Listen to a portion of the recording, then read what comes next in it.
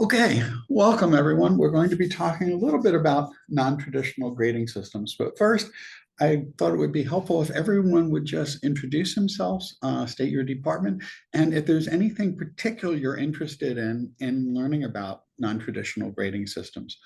So if you just like to get started, we can go in the order in which people are listed on my display. So Javed.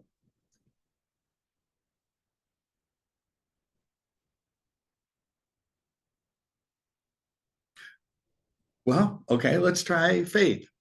Are Hi. there any Hi. particular grading systems you're interested in learning more about? Because we can focus more on the things you're most interested in discussing. Good morning. I'm Faith O'Brien. I am the professional in the interlibrary loan office here at Penfield Library. Uh, I'm on here for a personal reason, really. My son is a freshman here and he has autism and actually struggles with the typical multiple choice exams and would benefit from alternative assessment. So I would love to see where we are at with that on this campus and how he can kind of advocate for himself to get that form of assessment. Very good. Okay, Javed. Hey John, my name is Javad Nosratabadi. I'm in the Department of Economics. I'm a new faculty. I just joined soon as we the last fall. And the main reason I'm attending this session, I always give a students exam. I mean, different type of exams like multiple choice or like short answer questions, or they need to just solve some questions. So I would like, to know what kind of non-traditional grading systems I can use in my classes. So let's just see how we can use this session and apply it in our classes. Okay, and let's see who is next. Forrest. Hi, my name is Woody. I just haven't changed my Okay, screen yet. That's okay.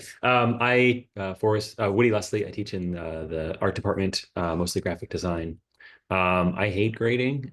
It's the least favorite part of my job. And I also, most of my classes are really project based, like creative projects, and they don't always lend themselves very well to like numerical grading systems. So I just really wanted to hear more about what other things are out there and kind of wrap my head around, different ways that I could approach this. okay. Tyler. I'm Tyler Morris. I'm in Department of Technology. Uh, I'm kind of in a similar situation to Woody there, where I'm very heavily project based, and I'd really like to see, what other options are out there to kind of get my students more in terms of feedback without it necessarily being tied to a number, and how they can improve without just saying this is B quality work, this is A quality work, so on and so forth. Okay, all the things we'll be talking about, we'll address those. And Laura. Hi, John. Yeah, I'm an instructional designer at SUNY Fredonia. And we've got some faculty who are already implementing non-traditional grading systems, and I'm always interested to learn more about that. So I'm here just to see what other ideas are out there and what people are doing, and maybe have some things to suggest to our faculty as they come to me for assistance and maybe are thinking about dipping their toes in to this world of non-traditional grading. Okay, very good. Terry. Good morning. So I am also a professional here at the library in acquisitions and a retired teacher, and here to kind of interested in this non-traditional grading, but I'm here to support Faith in conversations that we have internally here at the library. Very good. Marissa. Hi, everybody. I'm Marissa. I'm the digital collections librarian at Penfield. I definitely have an interest in digital pedagogy and collaborative projects, but as a librarian, I'm pretty removed from grades or grading, so I'm definitely curious to see how it's being applied in classrooms. That's helpful for us here at the library. Thanks. Okay, most of the things we'll be talking about are only being employed by a few faculty right now, but we're hoping some of them will spread. And Ben. Hello, my name is Ben Rodden. I am an instructional designer with the Center for Learning Design, Innovation, and Online Instruction at SUNY Canton. And I am here to, like Laura, I'm here to get some ideas and to see what other instructors are doing with grading. Okay, very good. Well, and I hope if you'd like, I hope to get some suggestions from all of you and anything that you tried that you found useful or that you've heard about that you'd like to discuss. And feel free just to unmute and jump in, or you could drop something in chat, either way. The first question actually is something that already kind of came up in one of the responses, that what most people hate about the job is grading. It's the least pleasant aspect of what we do. And you know, one of the things I remember back in the earlier years when I was teaching, when I didn't give students, when I used higher stakes exams, when I only gave a few exams in my classes, especially large classes, the class would have a really great dynamic. The students would be engaged, they'd be interacting, and then they took that first exam that was 20 or 25 or 30% of their grades. And then all of a sudden, many of them disappeared, or they quieted down, or they just stopped being engaged. And you know, that's not the ideal response to all of this. And what most people tend to enjoy is interactions with students, helping them learn, seeing them acquire new skills, and so forth. So I think we've already touched on that a little bit, that grading is probably the least fun aspect of what we do. I thought I'd start this with just a reminder of some things that Ken Bain has talked about, and many of you have probably heard of this. He suggests there's really three types of learners. One are strategic learners. Those are the students who focus on getting high grades, that they do whatever is necessary in order to be able to get an A in a class or a B plus, or whatever their target grade is. And their focus is entirely on maximizing grades. Another group of students are what he called surface learners.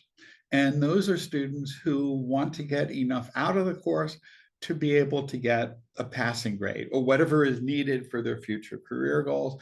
And they're not really that concerned about learning either, but they're not as focused on grades either. So they'll do whatever it takes just to pass the course so it gets put behind them if it's not something that they value. But he also noted that some of our students are deep learners, and deep learners are students who are just innately curious about the topic, that they want to explore the topic more deeply, that they're focused on the learning objectives for the course and somewhat less worried about grades. But the systems that students have been exposed to pretty much from the time they enter the school system and building up more and more as they go through elementary school into high school is they have a large focus on grades, because they're told your grades are what's important in order to be successful, in order to make it to college, in order to do other things, you have to achieve these grades. And so much of the focus of our students is on getting the highest possible grades, and that has a lot of adverse consequences. And what we'd really like to do is try to use some type of an incentive system, or try to develop a course structure that will encourage students to be intrinsically motivated, to focus on maximizing their learning rather than maximizing their grades. And traditional grading systems pretty much put most of the focus on getting the highest possible grades. And that's always been somewhat problematic in terms of student mental health issues, in terms of students getting discouraged early in the course and giving up and disappearing.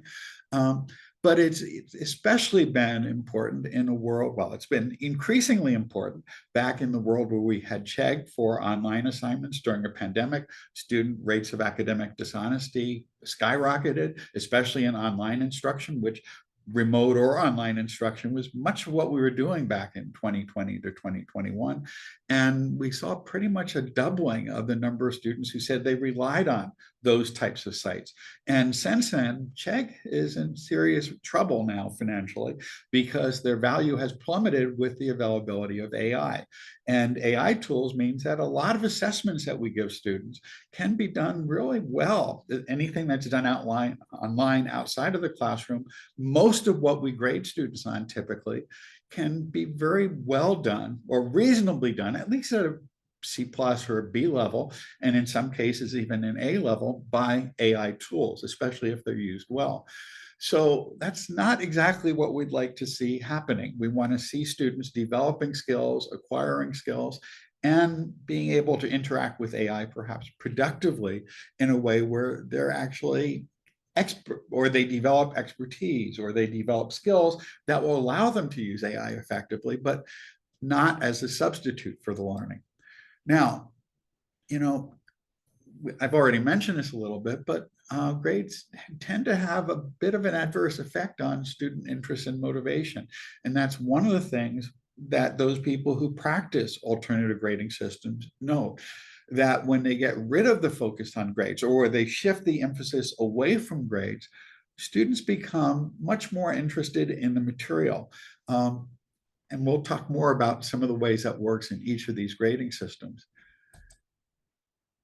And in general, one of the things I usually do at the start of my large class, I teach a large class of between 250 and 400 students every fall in introductory economics.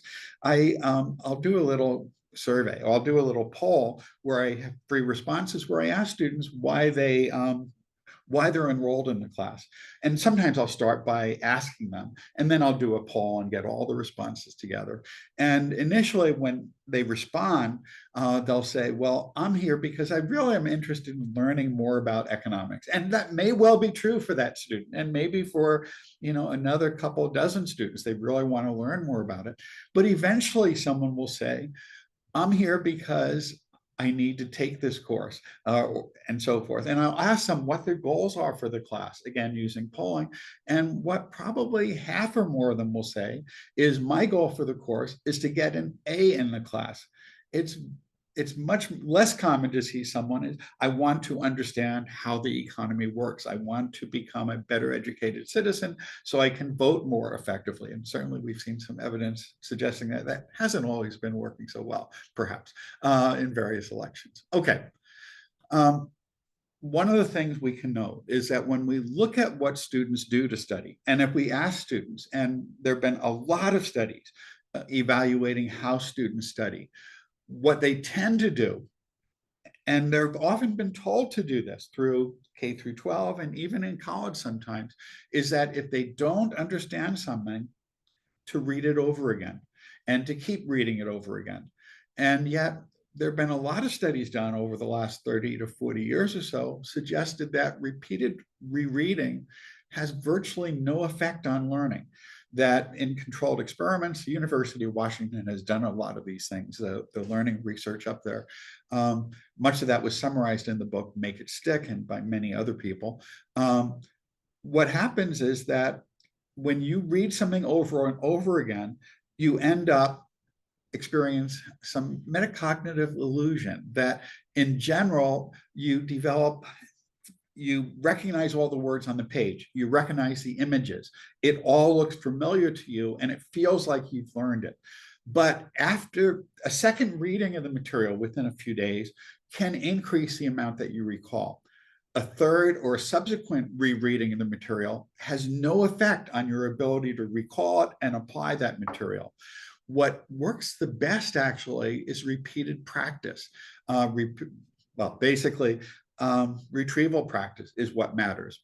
Also, students tend to engage in block practice. If they have a high stakes exam the day before, they'll spend a few hours often studying this material, and then they'll often be able to recall some of that a few hours later, or maybe even the next day for a test. But the amount that they recall beyond 24 hours is virtually non-existent.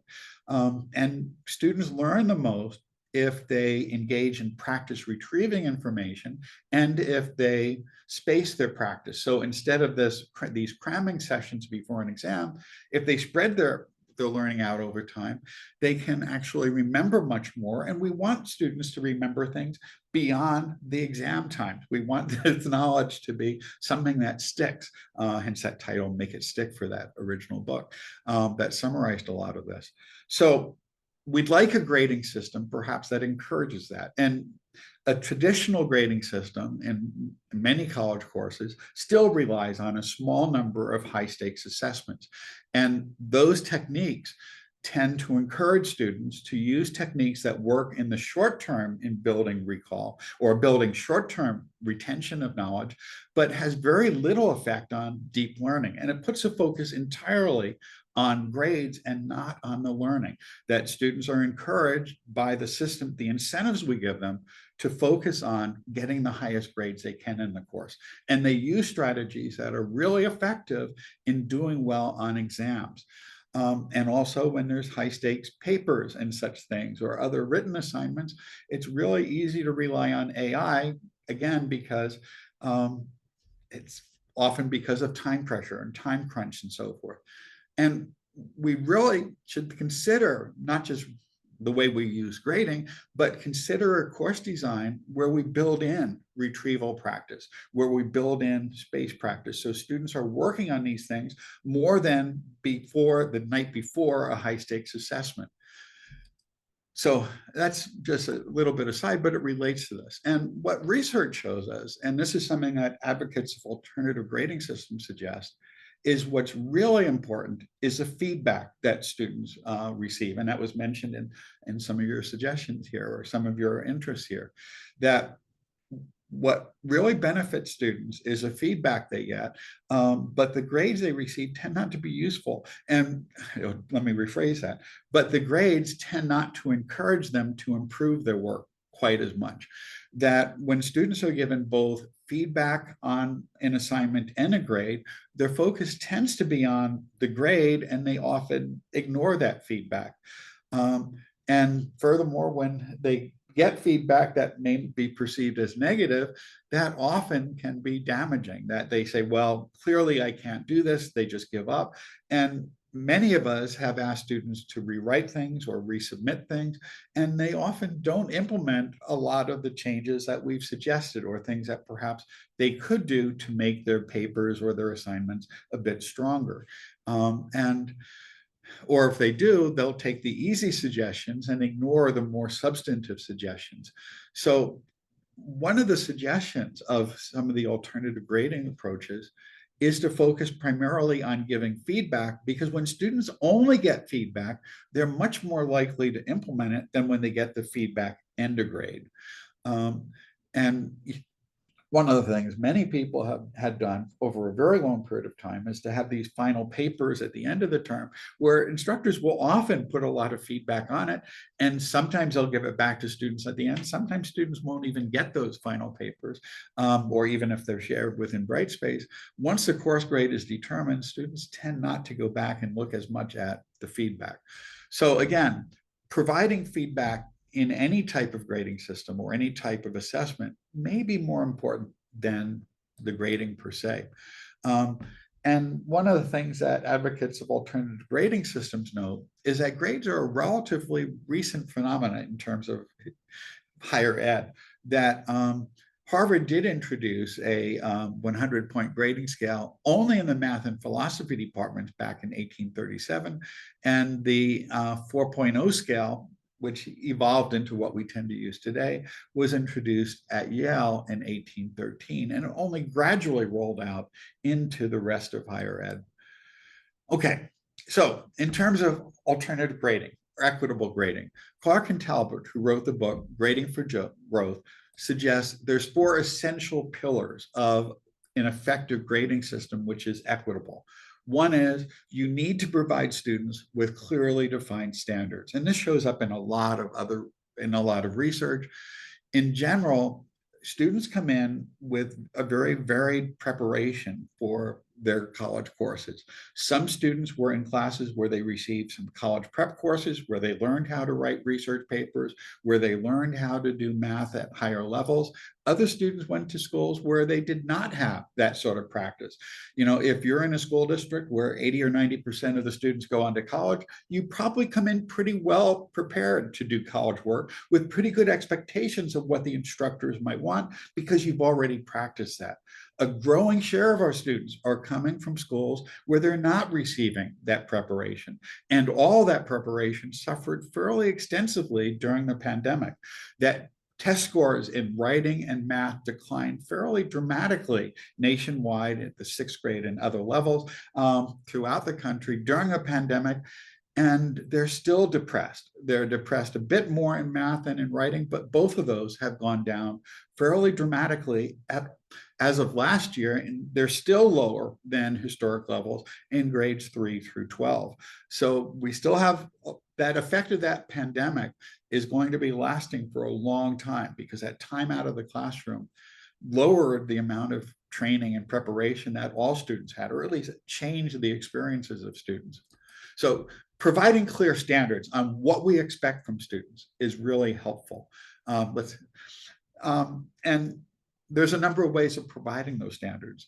One way is using a rubric, sharing a rubric for written work, making clear what you expect.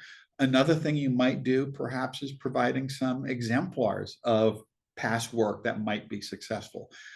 If you're having students write papers, one problem that I discovered a long time ago is if I only provided 1 or 2 past studies, for example, in an econometrics class, if I gave students copies of past papers that students had written in prior years with the students' permissions, what I tend to get is a lot of people wanting to do very similar studies, and that gets really kind of boring for me, and it's also fairly limiting for students. So if you're going to provide samples of past work, try to get diverse samples of past work, samples of many different ways of demonstrating your learning objectives or demonstrating your learning, so that students don't tend to all try to copy what they saw as being successful work. Again, that's much less interesting for the instructor who has to grade a lot of similar studies, or for the students themselves. And again, a UDL approach, the Universal Design for Learning approach, could be useful there in giving students multiple means of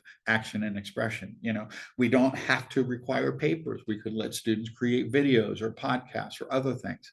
But however we do it, we want students to know what they're expected to do. And, just making clear what our expectations are, because not all of our students know it. And the students who are less likely to know what's expected of them will generally be the students who come in from schools that put them already at a disadvantage, where they haven't learned quite as much coming in. And we want to provide an equitable starting point for students, or as much equity as possible, so that we want students to focus on the learning and not guessing what we want from them, because some of them will guess wrong, and guessing wrong initially can often be harmful as you move forward. Another thing they suggest is helpful feedback, that, the feedback is really important for learning, and it doesn't have to be tied to grades. We could have students turn in work, give them feedback, and ask them to redo things. And again, the improvements that are made when students receive feedback only tend to be much larger than when there's grades associated with it. So that's often, a good strategy. Another thing Clark and Talbert suggest is that the marks, or whatever notation you put on your grading system, indicate the amount of progress they made towards their learning goals. Now, they use marks because the marks could be grades, but they could also be things like satisfactory, or improving, or needs work, or, you could put an exceeds expectation, I suppose, if you want, but you want to let students know how they're progressing.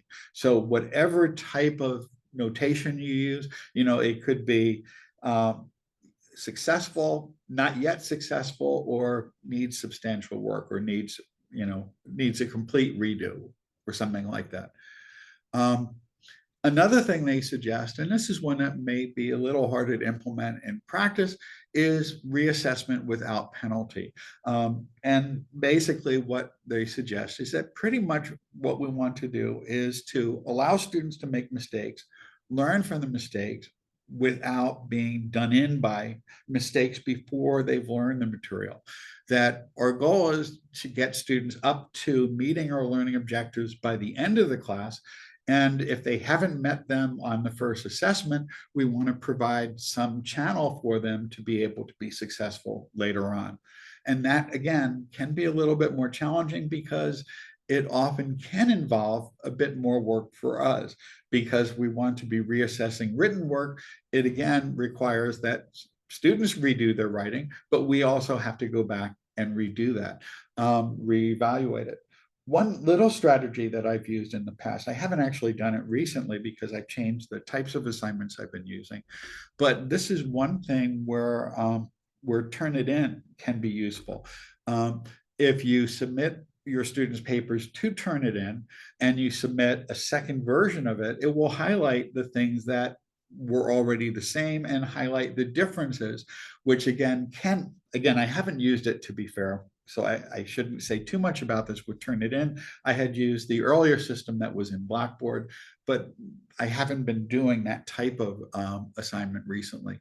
But again, having students work where you can see, where you can flag the differences between prior assessments and the new one, make it easier to see what changes they've actually implemented.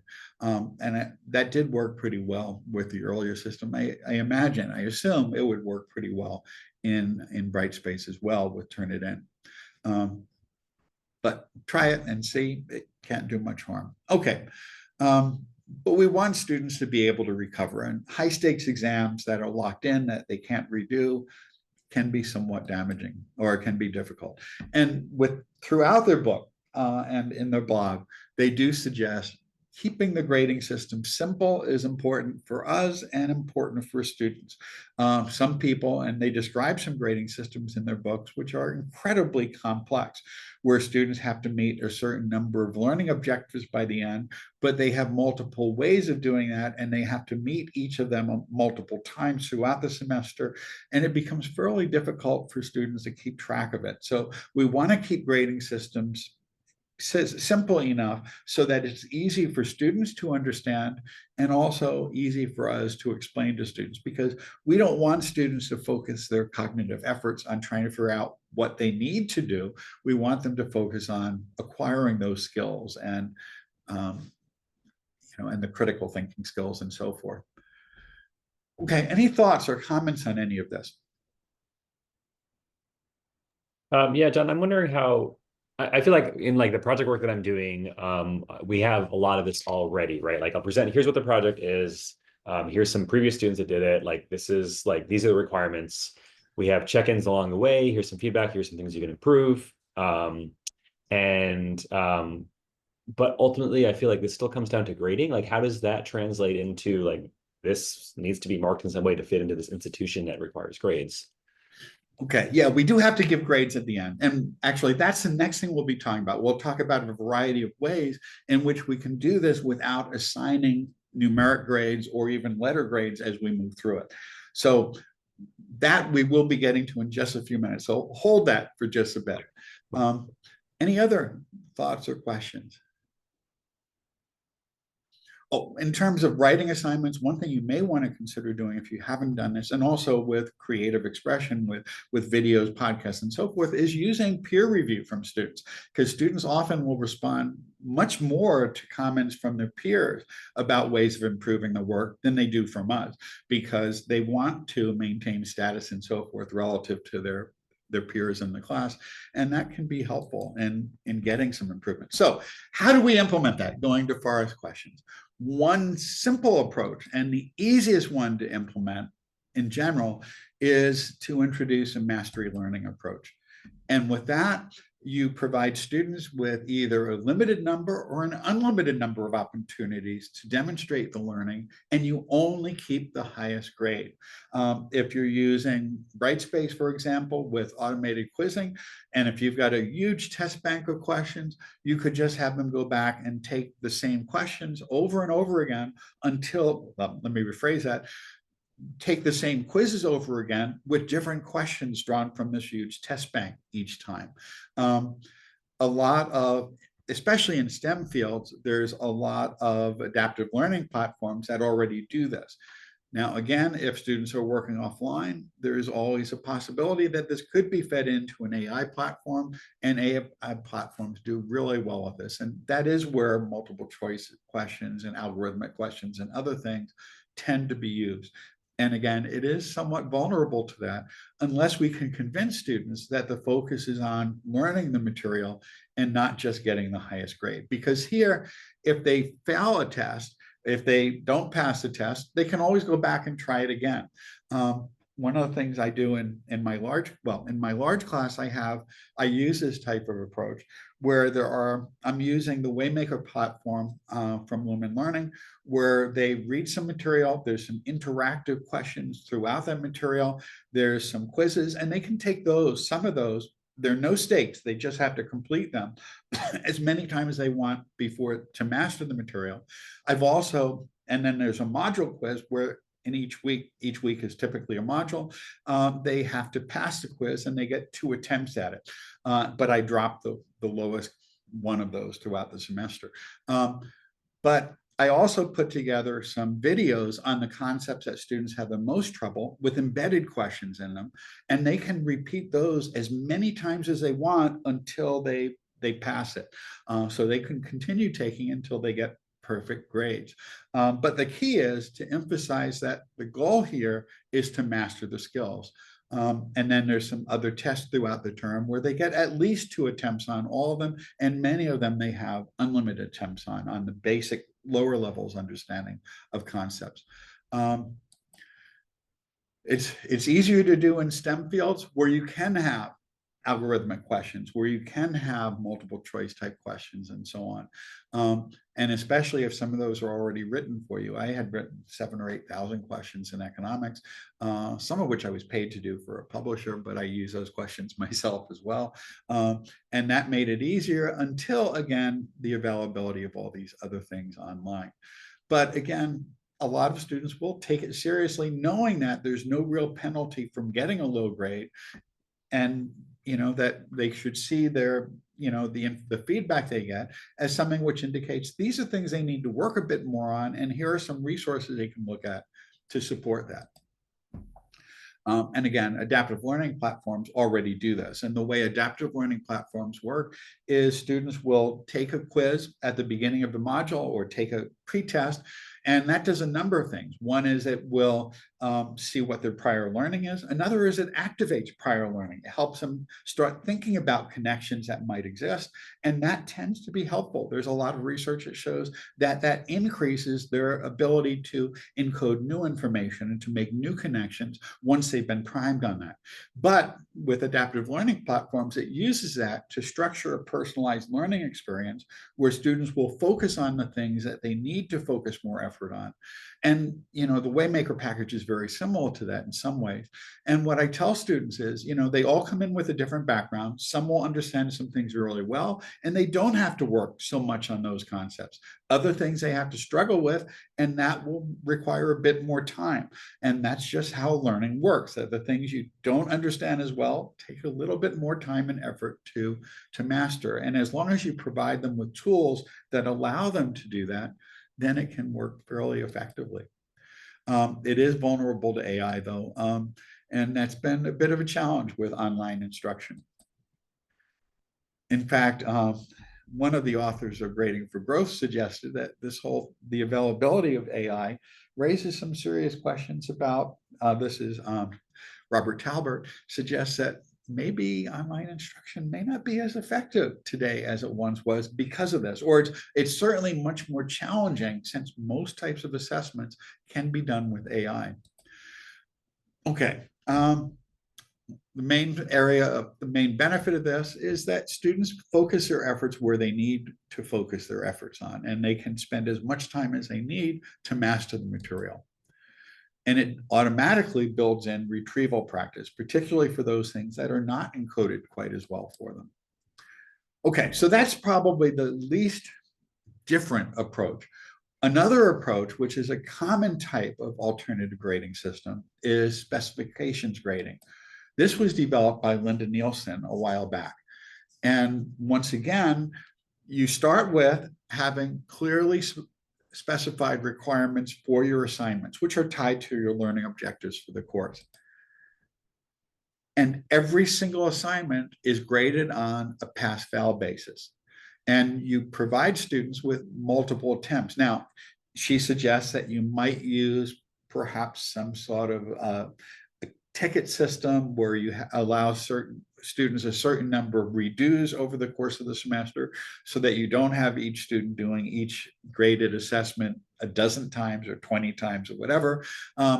But you provide students with the ability to, again, redo things if they get it wrong or if they need to improve something. But basically, instead of agonizing whether a particular assignment is worth a 72 or a 74 or an 88 or a 90, you just say, has this met the specifications for this assignment? Have they achieved all the learning objectives? Have they demonstrated what you want them to do? And it's either a yes or no. And basically, she suggests that you pass the assignment if you do the equivalent of B-level work. So you just have a bundle of assignments throughout your course, and you let students master them. You let students demonstrate their learning, but they either passed it or they haven't passed it. And you give them feedback if they don't pass it on the first attempt. And then you set the grade for the course based on either the number of assignments successfully completed, or you could have alternative sets of specification for grades of A, B, C, D, or E here. So what happens basically is if you have, let's say, 20 assignments for the class, however they're structured or broken up, you might require that to get an A, students must have passed 18 of them, or maybe 19 of them. Maybe to get a B, they must have passed 17 of them or 16 of them. Maybe to get a C, they must have met the specifications on 15 of them or something similar. Another alternative is you could have A-level work specification, B-level work, or C-level work. In other words, for each assignment, you could let students from the beginning of the term say, well, my goal is to I want to get an A in here, and therefore I know I have to do this set of bundles. So for example, if you have a paper assignment as one of yours, maybe to get an A, they could do a literature review. To get an A, they may have to do some original research if it's a senior level course. If it's to get a B, they could do a literature research review of the research that's already been done on a specific topic. Maybe to get a C, they could do something else. So you could have either, and again, it's pretty flexible, but basically, when you grade things, you just decide, is this acceptable or is it not?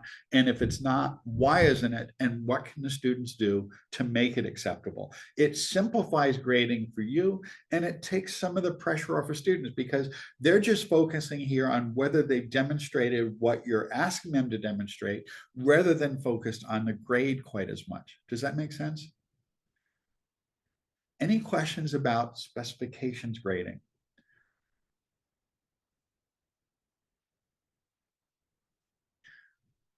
Linda Nielsen has a book on it with lots of examples of how it's used in other disciplines. And we also did record a podcast on that. And I'll share some resources at the end of this that will include, a podcast we did with her discussing this. So that's one. Another approach, actually it's two approaches. It's contract grading and labor-based grading, but these are often pretty similar in practice. And we'll start with contract grading. Basically, students and instructors agree to a contract in which each grade is tied to a specific set of criteria, which might include things like allowed absences, the number of drafts, papers, or assignments completed in a satisfactory manner, which again is somewhat similar to specifications grading there. The number of reading responses, the number of essays that students submit, the number of responses to, the number of analytical reviews they do of some other work or studies, et cetera. So basically, at the beginning of the term, you say, this is what you need to do in order to get this grade. And then basically the students know what they have to do. You keep track of that. You can set up the grade book in such a way so that instead of having letter grades or number grades, we can use I'm trying to think of the term. We could create a set of grading standards, a grading where we assign labels to numeric grades. Basically, we can set each grade to be either a 0 or a 1, and we can have that map into satisfied or not yet satisfied. And so the students in the grade book can see what they've satisfied, what they haven't, and basically they'd only see the words in the grading scheme. So you could define your own grading system or grading scheme and save that in Brightspace for that, and use that for that course, where it just says, you satisfied this, you haven't satisfied this, etc. And that way students are able to get feedback on what they need to do, and you provide them with written feedback or perhaps recorded feedback, or you might meet with the students to talk about it, and so forth. Labor-based grading is a somewhat more extreme form of this, where you just assign a grade based on how much effort the students have put into it. This is common in some humanities disciplines. It's really common in writing. You know, the more that students write, the better they get at it. So it could be based just on the number of acceptable submissions that they've made. You know, and basically to get a higher grade, they have to do more work. And again, that's something that people in STEM fields tend to object to. You know, they'd like to see more based on achievement of learning objectives and demonstration of learning.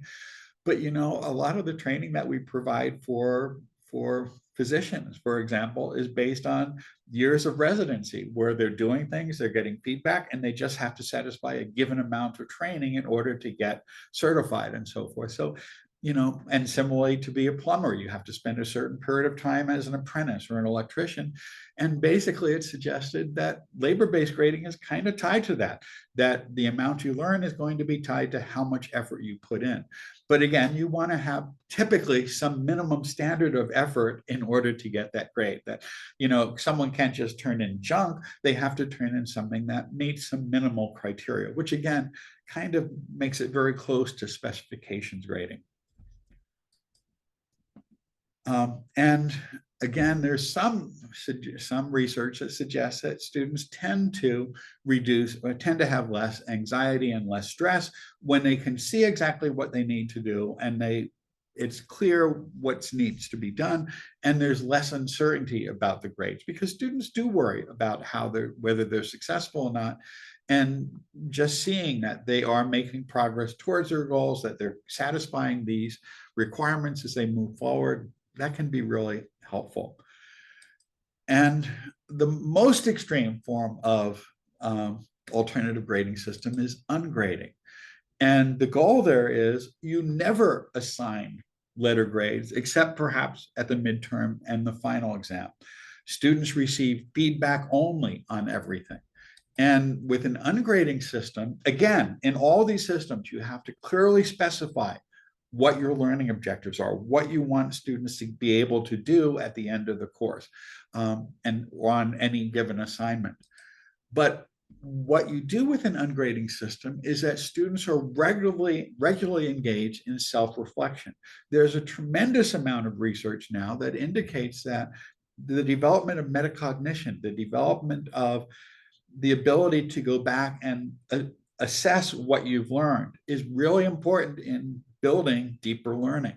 And so basically, you have students regularly reflect on their progress. And then that could be done with a reflective journal. It could be done with a blog. It could be public. It could be something that's only shared with the instructor. It could be with weekly assignments where they turn in reflections on their learning, or it could be at the end of each assignment where they do some reflection on what they've learned from that. And basically, you meet with students periodically, typically at least twice during a semester, but you're giving them feedback back on everything they submit and asking them to make changes when needed or when appropriate. And then basically you assign grades only at the midterm and the final exam, where typically you ask students to fill out a form, often a Google form, for example, where they reflect on the learning, and you ask them to fill out a form where it asks them to what extent they feel they have achieved each of the learning objectives that were relevant up to that point. And they they submit that rubric where they evaluate their own learning, and they make a recommendation on what their grade should be. And then you meet with those students and you discuss it with them. And when people think about doing this, and then you mutually agree to a grade. This doesn't scale very well. This would not work so well in a class of 150, 200, 400, and so forth. But in smaller classes, it can work pretty well. And we do have 3 or 4 people who have experimented with ungrading on campus. Maggie Small has done some of the most, who has been the associate director, but she's out on sabbatical this year. But the concerns that people often have about ungrading is, one is the Dunning-Kruger effect, that the people who know the least often overestimate their learning the most. And alternatively, the people who understand the material and the discipline recognize just how much they don't know. And Dunning and Kruger had written a classic paper on this a few decades back now. But people who practice ungrading said that this is really rare. Most of the people who do this say maybe 3 or 4% of the time students will turn in a grade that does not in any way reflect the quality of the work or the amount of the work that they've done. And what they say is, typically you just ask them, well, let's look back at, how many of these assignments you've actually done. Do you really think that, doing only 2/3 or half of these assignments really constitutes an A in this class? And typically students will back off right away. They'll make a play for it, but they generally will recognize that no, they really didn't deserve that.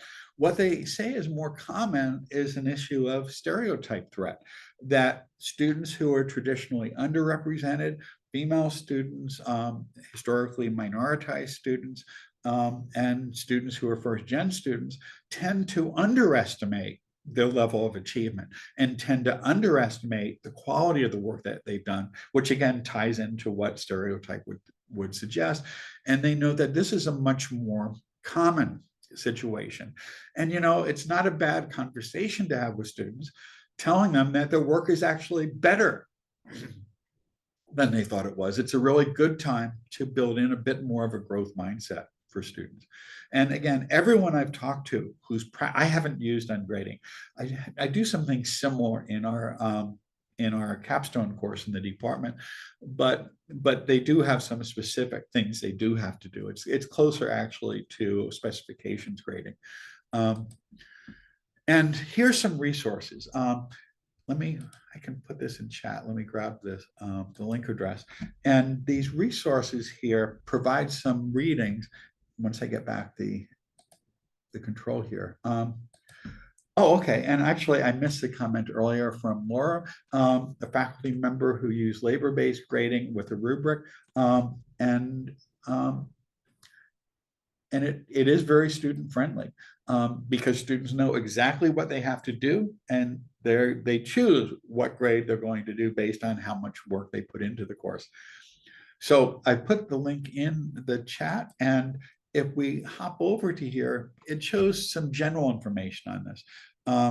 This is a website created by a SUNY Fact 2 group from a couple of years ago. I was one of the people on that group. I was the chair of the Fact 2 Council when we put this together, and they did some really good stuff. And there's a 4-part webinar where they talked about a variety of alternative grading systems. Here's a discussion with David Clark and Robert Talbot from Grading for Growth, where they talk about their book, basically.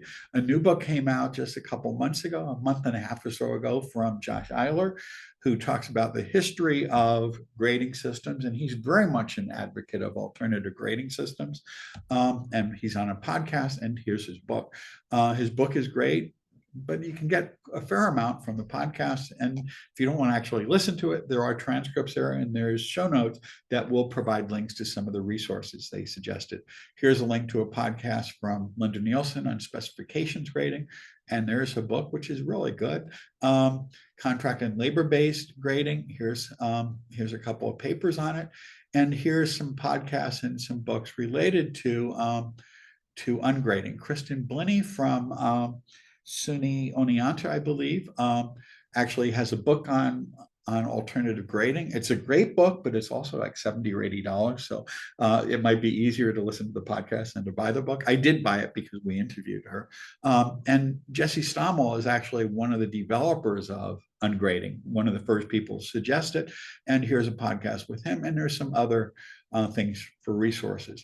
Emily Pitts-Donahue blogs about her experience in her first semester of introducing ungrading. She did it after the course was over so that students would be reading her reactions to it at the time. She told them she was going to be doing it.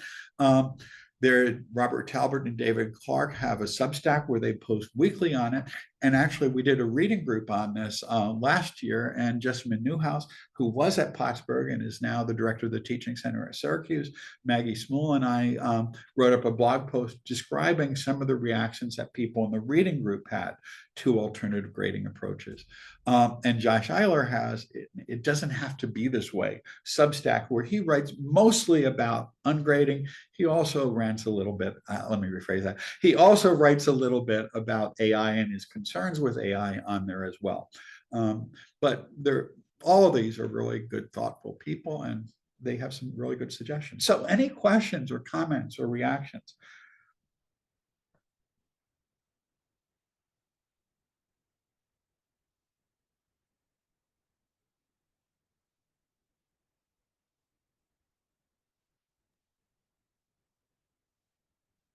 I'm curious to any of the faculty that are on here, what they see as perhaps a barrier to implementing this sort of alternative grading, and if they could think of any perhaps specific tools that they would need to move forward with this. I also think implementing these strategies really do wonders for accessibility. So if we could tie that in, perhaps in the future as a reason to implement that, I would really like to see that. Thank you, John, for presenting this.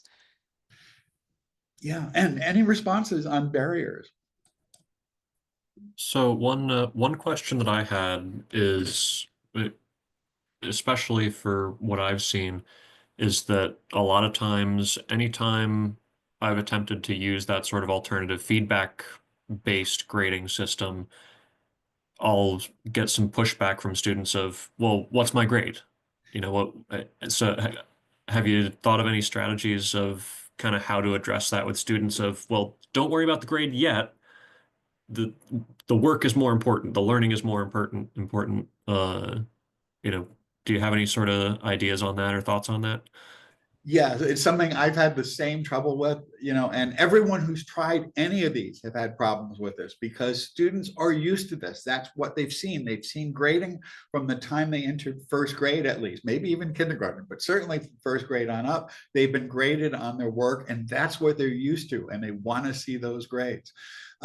You have to explain to them that what they really need to do is develop skills that are going to be useful later on, that later on when they move into careers or into graduate school or other things, what matters is what they've learned here, not what specific grades they got on the courses. And that as long as they are responding to the feedback and they're being successful, and as long as you're giving them positive feedback, and by the way, one strategy that's useful, we'll talk about this in some other workshops, and it's a focus of a reading group now, is something that was developed by David Yeager, which is wise feedback.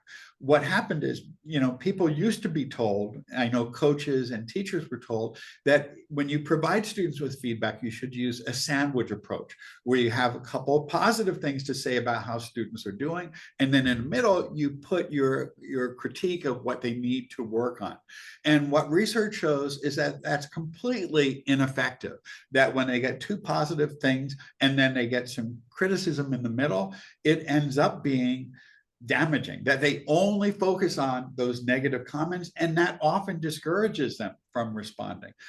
This is a little bit away from your question. I'll get back to the question. But what they found is that if you provide them with feedback that says, I expect that they say that they're capable of doing high-level work, and you have relatively high expectations for their work, but you're confident they can meet them, that results in a dramatic increase in the amount of responsiveness to feedback.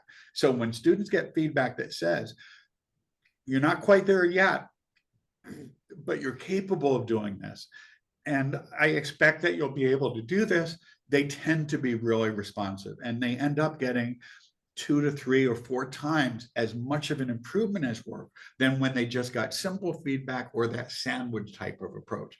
So that's one thing that's helpful, but that doesn't address their anxiety. You just have to repeatedly address it.